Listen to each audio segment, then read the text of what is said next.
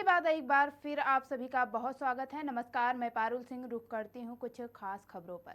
खबर इंदौर से है, जहां भारतवर्ष में मुस्लिम समाज के लोग हर महीने हज उम्रा के मुकद्दर सफर के लिए मक्का मदीना जियारत के लिए जाते हैं। बता दें कि अपने गुनाहों की माफ़ी के साथ ही अपने और अपने रिश्तेदारों एवं परिवार के लोगों के लिए दुआओं के साथ ही उम्रा के अरकान पूरे करते हैं।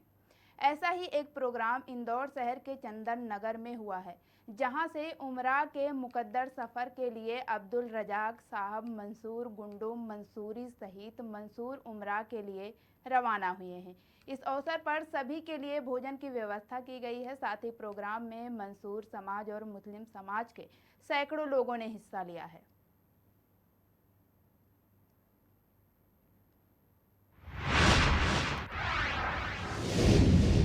अगली खबर बालाघाट से है, जहां पिछले दिनों सुप्रीम कोर्ट ने एक याचिका पर एसटी/एससी के आरक्षण में उपवर्गीकरण क्रीमी लेयर संबंधित आदेश पारित किया था, जिसके विरोध में एसटी/एससी वर्ग के विभिन्न संगठनों ने 21 अगस्त को भारत बंद का ऐलान किया था, जिसका व्यापक असर देखने को मिल रहा है। बालाघाट शहर ही नहीं, पूरे देश में दूध, सब्जी, मेडिकल जैसे आवश्यक सेवाओं के अलावा स्कूल, कॉलेज को छोड़कर सभी व्यापार प्रतिष्ठान, कारखाने, बाजार, बस सेवा पूरी तरह से बंद नजर आ रहे हैं। मैं दिनेश ध्रुवे, आरक्षण बचाओ संघर्ष समिति का अध्यक्ष।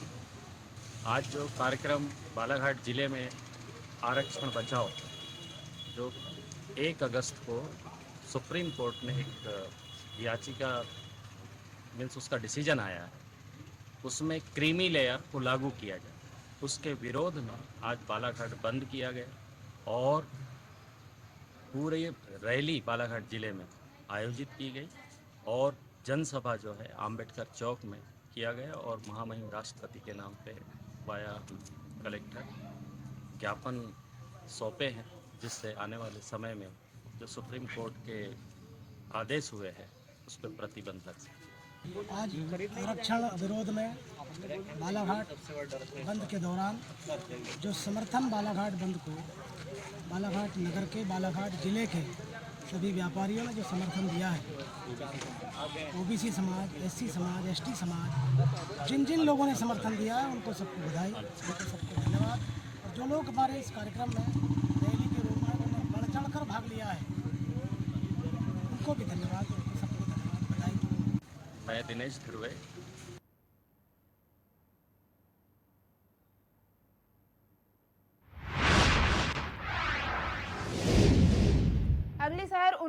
अगली खबर उन्नाव शहर से है, जहां आसिवन थाना क्षेत्र के हैदराबाद नगर पंचायत के मोहल्ला इंदिरा नगर निवासी शिवा उम्र 27 वर्ष पुत्र लाउडली आउटसोर्सिंग पर सफाई कर्मचारी था, जो मंगलवार की शाम को घर से निकला था और रात तक घर नहीं पहुंचा था, जिसके बाद परिजनों ने खोजबीन की लेकिन पता नहीं चला। वहीं बुधवार की सुबह हैदराबाद और नौहाई गांव के बीच में नाले के अंदर शव पड़ा मिला।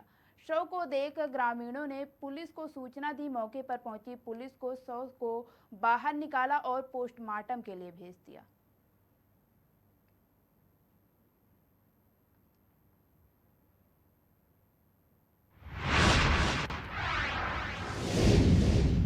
अगली खबर रायबरेली से है, जहां बस और ऑटो में जोरदार टक्कर हुई है। बता दें कि ऑटो चालक गंभीर रूप से घायल हुआ है। बस अनियंत्रित होकर सड़क किनारे पेड़ से जा टकराई है। हरचंदापुर थाना क्षेत्र के NH 30 छैतया गांव की पूरी घटना बताई जा रही है।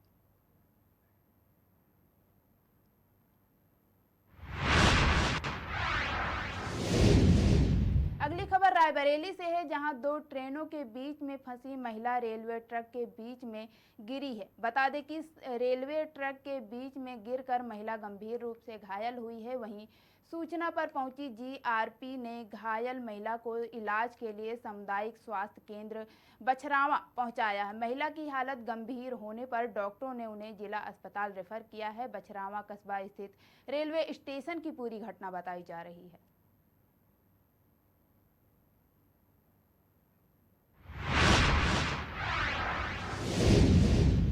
अगली खबर रायबरेली से है, जहां रायबरेली पुलिस ने हत्यारे बेटे को गिरफ्तार किया है।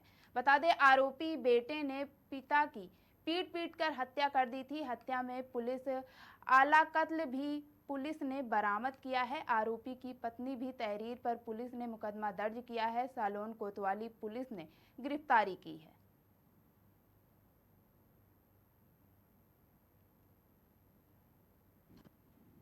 थाना सलोन के अंतर्गत पूर्व में पंजीकृत अभियोग के अंतर्गत वांछित अभियुक्त दल बहादुर को गिरफ्तार किया गया है, जिसको न्यायिक अभिरक्षा में भेजा जा रहा है।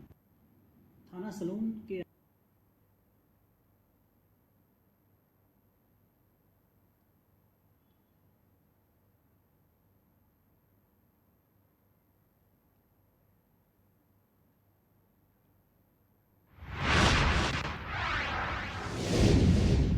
अगली खबर कर्नावत से है, जहां बीरा नाका वेलकम ढाबा के सामने इंदौर से अंधगत से आ रही बस ने एक ट्रेलर वाले को पीछे से टक्कर मार दी, जिससे बस ड्राइवर की लापरवाही मिली है। दुर्घटना होने से रोड पर जाम की स्थिति बनी रही, जिसे प्रशासन पुलिस द्वारा समय पर पहुंचकर स्थिति को संभाला गया है।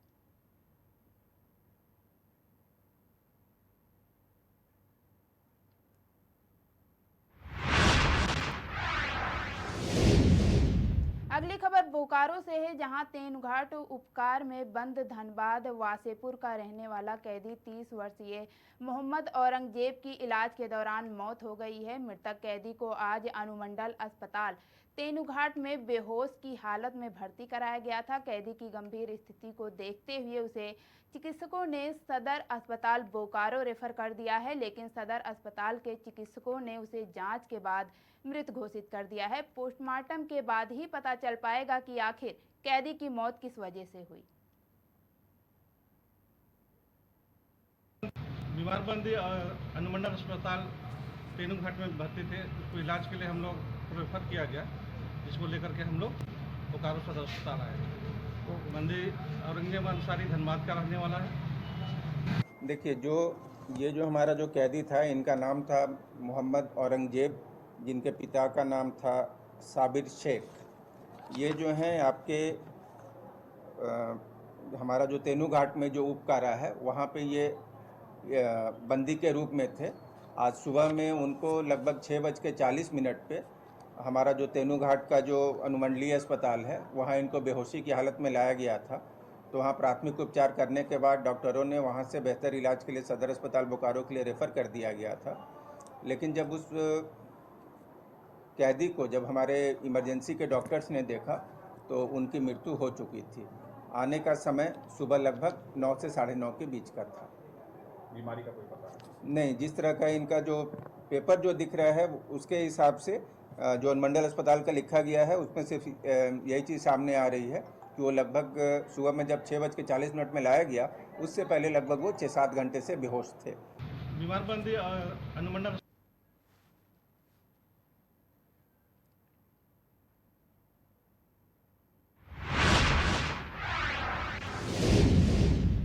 अगली खबर मंडला से है, जहां आरक्षण क्रीमी लेयर के विरोध में उतरी गोंडवाना गणतंत्र पार्टी कॉलेजिया व्यवस्था रद्द की मंडल में मांग की जा रही है। बता दें कि प्रदेश भर सहित मंडला जिले में भी आरक्षण क्रीमी लेयर के विरोध देखने को मिला है। यहां गोंडवाना गणतंत्र पार्टी ने रैली निकाल और कॉलेजियम व्यवस्था रद्द करने की मांग की है। सुप्रीम कोर्ट के एससी आरक्षण में कोटा लागू करने की इजाजत देने के खिलाफ बुधवार को दलित आदिवासी संगठनों ने भारत बंद का आह्वान किया है, जिसका आदिवासी बहुल जिले मंडला में भी असर देखने को मिला है, जहां सभी ने महामहिम राष्ट्रपति के नाम कलेक्टर को दलों की मांग की थी कि कलेक्टर साहब ज्ञापन लेने आए, लेकिन घंटों इंतजार के बाद भी कलेक्टर साहब नहीं आए, तो बगैर ज्ञापन दिए सभी दलों के कार्यकर्ता वहां से चले गए।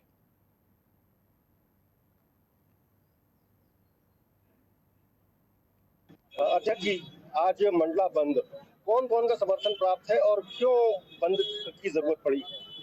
ये मंडला के सभी सामाजिक संगठन एसटी, एससी, ओबीसी, जैसे कि ट्राइबल संगठन की बात करें तो अपने मंडला में 40 से ज्यादा संगठन है।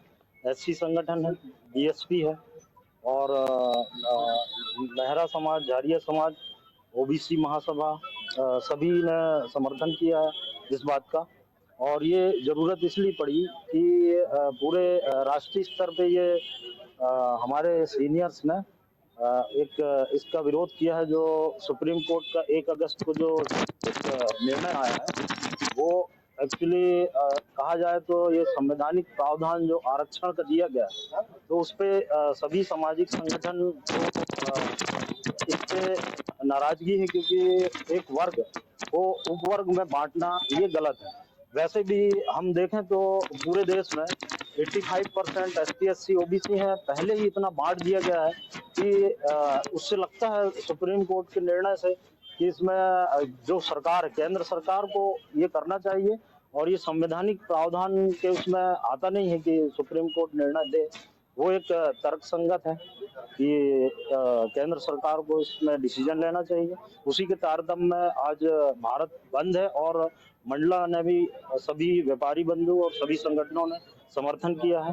माननीय सुप्रीम कोर्ट का एक जो वर्डिक्ट आया है जिसमें सामाजिक आरक्षण विषय पर सामाजिक वर्गीकरण की बात को उन्होंने प्राथमिकता दी है और भी कई ऐसे बिंदु आए हैं, लेकिन जिस पे जब हमने उसको पूरे विषय को पढ़ा है तो उसमें सिर्फ सामाजिक बंटवारे के अलावा कहीं कोई बात नजर नहीं आ रही है।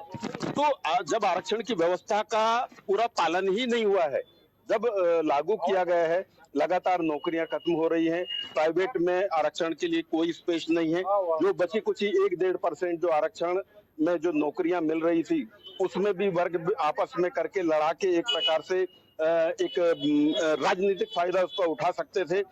ये जो विषय है जो माननीय सुप्रीम कोर्ट ने दिया है, एक पॉलिसी मेकिंग का विषय है जो कि संवैधानिक व्यवस्था के अनुसार गवर्नमेंट जो है, चाहे ST SC आयोग हो, चाहे OBC आयोग हो, विभिन्न जो कॉमन प्लेटफॉर्म पे डिस्कशन करने के बाद में इन विषयों के परिणामों पे डिस्कशन करके ये फिर एक लागू किया जाना चाहिए। तो अभी सिर्फ एक वर्ग भेद की ये वर्गीकरण के माध्यम से एक वर्ग भेद जैसी बू आ रही है और इस निर्णय के सुप्रीम कोर्ट की कोई अवमानना की बात नहीं कहता, उनके अगेंस्ट कोई बोलने की बात नहीं कहता, लेकिन जब बहुत बड़ा समाज अगर इससे प्रभावित होने लग जाए तो ऑब्वियसली चिंतन मनन और कई प्रकार के डिस्कशन की बातें होती है। अध्यक्ष जी, आज